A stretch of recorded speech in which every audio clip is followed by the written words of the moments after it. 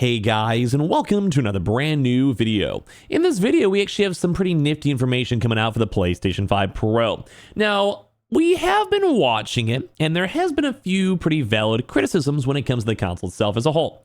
A lot of people are not happy with the additional $80, or sometimes maybe even more if you bought from third party or from scalpers, which is maybe on your end for not waiting, because I've been seeing a lot more restocks as of now. And as well, a lot of people not being happy with the attachable stand that should also have been included. A lot of people are upset about the increased price point. A lot of people are upset about just a little smaller things when it comes to the console itself. But I think we found out something intriguing when it comes to the PlayStation 5 Pro. Now, we've also had a somewhat similar, resurgence, and I think it's a very interesting topic point on why we really don't have the disk drive included. The kind of, long-term idea and standards of the consoles, and it's pretty obvious because we've talked about this in prior consoles as well, but I just want to kind of reopen and reestablish it because it's a kind of an intriguing topic on where the future of gaming might go, and one of the more popular subjects I've had on my channel is on the idea that physical media is dying, and I'm always sad about that. So let's go talk about this and some internal details on the PlayStation 5 Pro, and I appreciate you all so much for clicking on the video. So subscribe if you guys are new. We're trying to get to 69,000 subs by the end of the year, because why not? We also are giving out a PS5 Pro for one of our subscribers, so subscribe here. We also, if you guys want the bonus entries, our second YouTube channel down below, the 2 Twitter accounts, and of course the Twitch for the bonus giveaway entries. And of course, if you guys want to go pick up your own PS5 Pro, all the affiliate links are linked down below. Let's dive on into it. So, you guys could probably go and assume by what I was alluding towards, we're kind of finding out stuff about the PS5 Pro, and the numbers may actually go and shock you. I sound like a BuzzFeed article if you guys even still remember that. If you get a little quick side note, if you guys ever did remember BuzzFeed, if you guys look at their YouTube channels now, bro, no one cares. They're basically all out of business, and well, it's not really a good vibe. I mean, I think they have a food channel that's doing okay, but it's kind of a weird internet archive. But anyway, we're now in 2020, almost 5. We can move off of BuzzFeed. Because right now we're seeing a lot more people kind of curious on what's going to be happening with the long term of physical media, the idea behind why disk drives were not included. And while a lot of people were not happy with the idea and concept behind disk drives not being included, the additional cost, myself included, I have a PS5 disc edition myself, we're kind of understanding why. So like it or not, this is why the PS5 Pro doesn't have a disk drive. So the digital ratio increases again now on the PS5. So I don't have to explain it too much to you guys because I think a lot of you guys are smart. It's pretty obvious. There's been a very higher influx of people moving towards digital downloads on the Switch, on the PlayStation, on Xbox, and as well even a bigger topic, which we're going to do like a part 2 of it, Xbox Game Pass, streaming, and all of that has definitely taken the world by storm, especially in the gaming world. But once again, I like physical media. I've always enjoyed physical media. And as well, I like the idea of sometimes using like a rental service to go and get a random game. You know, maybe I try to go and borrow a game from a friend. And sometimes even as a content creator, press creator, whatever it might be, I do on occasion just get sent physical media. Or there's collector's editions or other stuff, which I always love getting. But if I don't have a digital, or if I only have a digital console, then well, I can't really utilize it. So right now, there's a little bit more to talk about besides just the big old. Basically, Circadia's ever enlightening analyst Matt Piscatello, who I do adore, has shared some updated details on digital sales splits in the United States. And they are more or less confirming on why Sony opted to exclude the disk drive from the PS5 Pro console.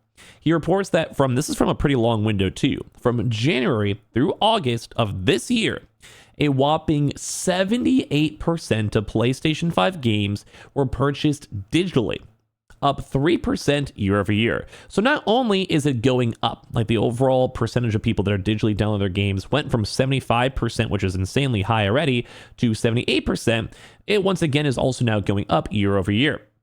It will most likely, I don't want to assume, but we'll probably maybe hit over 80% of the next 1 or 2 years regardless. And at that point, it's a very, very large majority of people don't even care about physical sales. Because don't forget, we also did see Walmart, Best Buy, and a few other various in-store retailers completely cut out retail discs. Like they don't even have video game subsections anymore. Maybe for gift cards and Game Pass cards, PlayStation Network cards, and the occasional maybe console block depending, but most of the physical media is gone. A lot of these places are just exiting on out, which still makes me sad, and that will probably make the digital numbers go up even more because it's just the ease of access. Like it's just hard to go get it.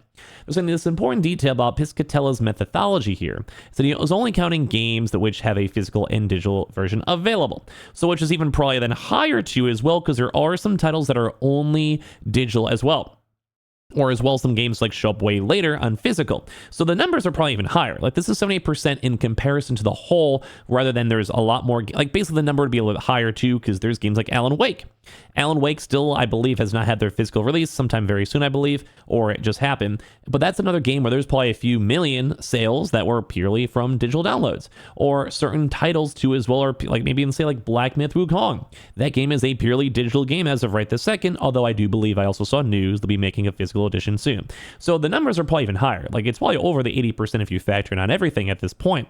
So once again, showing this is why we don't have like the detachable disc drive as much as I would have loved to have it. I think PlayStation's just like no one really cares. And maybe we're just the vocal minority. Maybe we actually care. And I would probably buy more physical games if it was more easily included. I have a PS5 physical edition. Makes sense to me. I don't like the idea of physical media going away. We had that big outage only a few weeks ago, and people weren't able to play their games like, due to the fact that the online servers were completely duds. Like it was horrible. So I'm one of those people, I like keeping this. It's a big deal for me.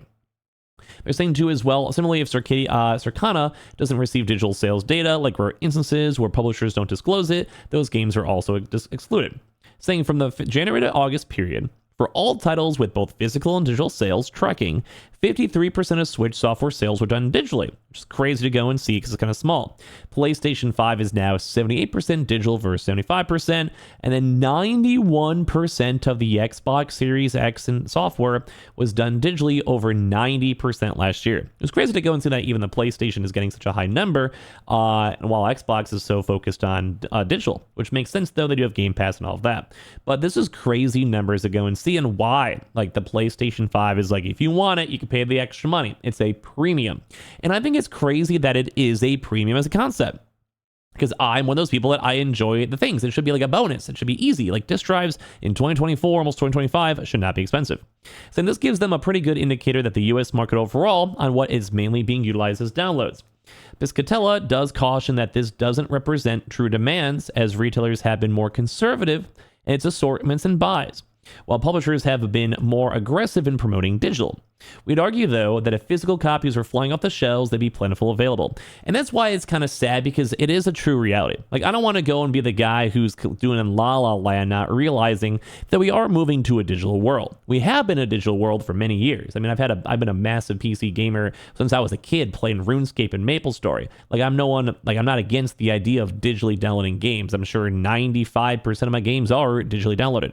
But I am one of those greedy people where I like having the options. And I'm not a big fan that these things like these disk drives cost like $90 for something that should be relatively normalized, and I do believe as well it is on the slightly expensive side, all things considered. It is not cool, it is not special, and I'm not a big fan of the fact that we have to pay extra money for it. And that was, I think, one of the biggest critiques of the PS5 Pro, that people had to spend that extra money on these disk drives, and that's why they sold out so instantaneously when the console was announced and discussed on, because it's somehow a weird big drama. And I'm kind of okay with it because I like the physical media. But do I like it enough to want to spend $90 on it?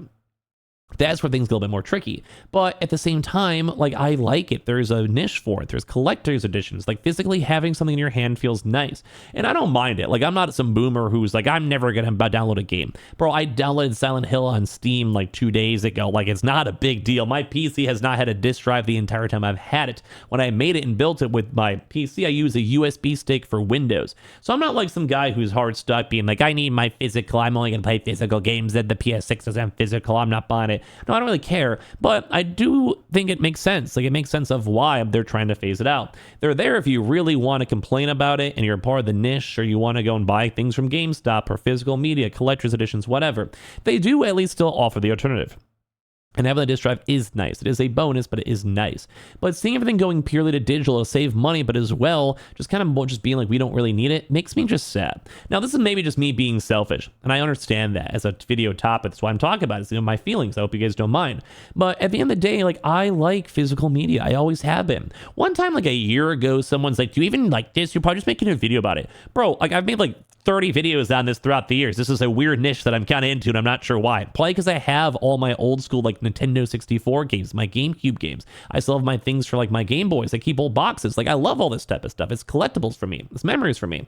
And maybe people don't think the same way I do. Maybe people, as people have gotten older, they're just used to digital. They don't care. Maybe their kids are like, it's on my Xbox, whatever. It's what I grew up with. But I grew up somewhat differently. And that's why I think those things are special. Video games that my family have bought me, my mom got me when I was a kid, or my favorite game game I used to play over and over again. And I feel like this is all being phased on out throughout the digital age, which once again, I'm a part of the digital age. I don't mind. I'm making a video that you're probably watching on your app or your PC anyway. It's nothing abnormal for me. But it does make me a little bit sad knowing that the PS5, it explains why. Like, just most of the things are digital downloads. I get it at the end of the day. I totally get it. But it's still sad to see. So, I mean, I wish they'd still cut down the price. This was a big critique for a lot of folks. It is bonus, and most people probably won't even utilize it or even buy it, which makes sense. But it still sucks that the world turned this way, and maybe I'm just old and a boomer. Let me know in the comment section down below.